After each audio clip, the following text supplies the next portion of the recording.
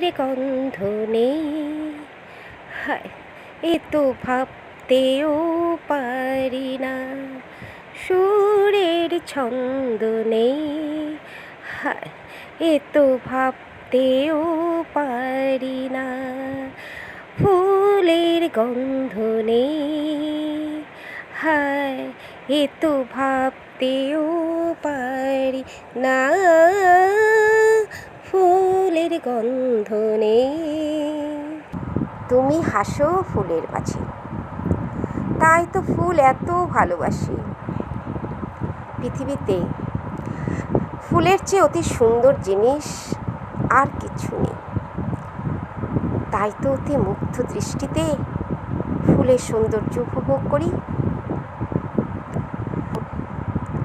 ফুল হাতে করে অনেক সময় দাঁড়িয়েছিলাম।